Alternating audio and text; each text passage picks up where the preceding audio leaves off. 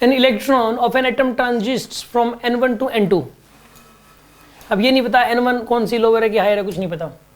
In which of the following maximum frequency the photon will be emitted. Emission हो रहा है, emission हो रहा है, एमिशन हो रहा है मतलब हायर शेल से लोअर शेल में आ रहा है इलेक्ट्रॉन, हायर से सब में हायर टू लो। देखो ये तो है n1 टू n2, पहली बात तो ये लोअर से हायर जा रहा था, एमिशन को मतलब ही नहीं बनता, काट दो।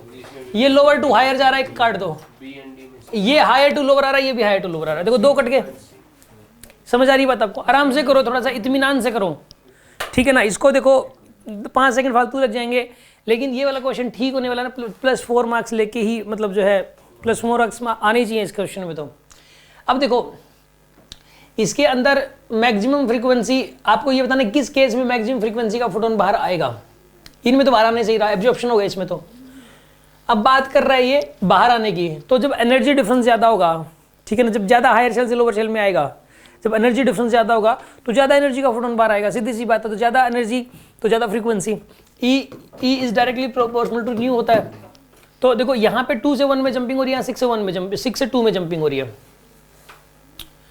मैं आपको एक बात बताऊँ, वैसे इसका जो आंसर है ये देखते ही, मतलब मैं डायरेक्ट देखते ही बता सकता हूँ, ये जो इसका आंसर आएगा वो 2 से 1 आएगा, देखते ही पता लग रहा है। कोई बता सकता है कि मुझे देखते ही कैसे पता लगा? सर उसका एनर्जी डिफरेंस ज़्यादा है, 10.2 और 6 से 2 के बीच में कम। कैसे कह सकते हो 6 से 2 के बीच में कम है? ऊपर जाने पर, ऊपर तो जा ही नहीं रहना यार, ऊपर जाने में घटता तो है, शेल्स तो ज़्यादा हैं। देखो सेकंड है, थर्ड आ गई बीच में, फिर फोर्थ आ गया। देखो एक तो ये फर्स्ट है, ये सेकंड है, थर्ड, फोर्थ, फिफ्थ, सिक्स्थ। एक तो 6 से सेकंड में जंपिंग हो रही है, कितनी शेल छोड़ के कितनी, मतलब कितनी दूर से जंपिंग हो रही है। तो बड़ी एनर्जी का फोटोन नहीं निकलना चाहिए। और एक जंपिंग हो रही है कहाँ पे, कहाँ से कहाँ तक, सेकंड से फर्स्ट में, सिर्फ बिल्कुल गैप ही नहीं है इनके बीच में, तो सेकंड से फर्स्ट में। तो ये ज़्यादा सेल से तो ज़्यादा एनर्जी का फोटोन नहीं निकलना चाहिए उसके अंदर। तो फिर भी मैंने सेकंड से फर्स्ट बताया, क्यों? हाँ जी बताओ। फॉर्मूले से तो कर ही दोगे।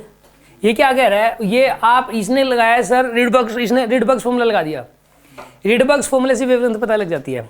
अब जिसकी वेवलेंथ कम उसकी एनर्जी ज़्यादा, तो दोनों में इसने कहा कि सर दोनों में वेवलेंथ निकालो रिडबर्ग्स फॉर्मूला निकाल के लगा के, तो उससे तो हो ही जाएगा, कोई बात नहीं है। बट उसमें तो टाइम तो लग गया ना। मैं कह रहा हूँ डायरेक्ट देख के रिडबर्ग्स फॉर्मूला दोनों में अप्लाई करोगे आप, दोनों के लैम्डा को कंपेयर करोगे, फिर उसके बाद एनर्जी का कंपेयर करोगे, गए आधा मिनट। तो आपको जो है ना डायरेक्ट देखते ही कैसे बताया, वही पूछ रहा हूँ ना मैं।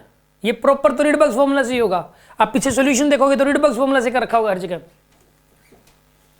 मैं बता देता हूँ यार, एक बात बताओ, यहाँ की एनर्जी मैंने याद करवाई थी आपको, कितनी थी? -13.6 थी। और यहाँ की एनर्जी कितनी थी? -3.4 थी। एनर्जी डिफरेंस कितना था?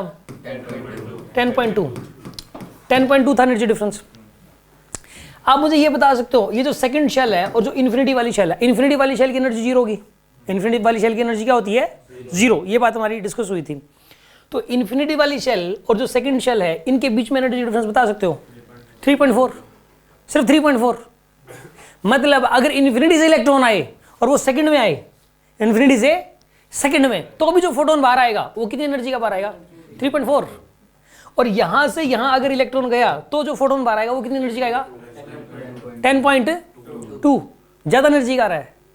तो यार जब 6 से सेकंड तो बहुत छोटी बात होगी, जब इन्फिनिटी से सेकंड वाला ही फोटोन इतना बड़ा नहीं है, वही बहुत छोटा सा है। तो यानी चाहे थर्ड से 2 हो, चाहे 4 से 2 हो, चाहे 5 से 2 हो, चाहे इन्फिनिटी से 2 हो, सारे फोटोन्स 10.2 से छोटे ही होंगे। अगर इलेक्ट्रॉन सेकंड से फर्स्ट में आया तो फोटोन निकलेगा 10.2 का। 10.2 बहुत बड़ी एनर्जी है। समझ में आ रही है बात आपको? और इन्फिनिटी से सेकंड भी जंपिंग करवाओगे तो फोटोन बाहर आएगा 3.4 का, जो 3.4 10.2 से बहुत छोटा हो गया। तो इसका मतलब देखो, अगर 6 सेल की एनर्जी निकाली जाए, 6 सेल की एनर्जी, और वो उस एनर्जी का और इस एनर्जी का डिफरेंस लिया जाए, तो वो डिफरेंस बहुत छोटा आने वाला, कोई बहुत बड़ा नहीं आने वाला। इसलिए मैंने डायरेक्टली बता दिया बी ऑप्शन करेक्ट है इसका। बात समझ आ रही?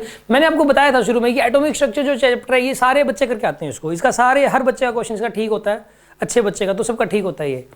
इसमें लड़ाई इस बात की कौन जल्दी कर लेता है, बस लड़ाई एक ही है बस कि जल्दी कौन करेगा। वहाँ पे अगर कोई बच्चा टाइम बचा जाता है तो वो टाइम कहीं और यूटिलाइज कर लेता है उस टाइम को किसी और चैप्टर के क्वेश्चंस में, तो आगे निकल जाएगा वो। जो यहाँ टाइम नहीं बचा पाता है तो फिर वो नहीं हो पाएगा सिलेक्शन उसका। कर तो दिए लेकिन उसने टाइम नहीं बचाया तो वो पीछे रह जाएगा। ठीक है, और इसका क्वेश्चन गलत हो गया एटॉमिक स्ट्रक्चर का, फिर तो कंफर्म नहीं होना सिलेक्शन। ठीक है ना, एटॉमिक स्ट्रक्चर तो चैप्टर ही ऐसा है जिसका होना ही चाहिए आपसे। इसमें कोई डाउट हो तो बोलो। कोई शक?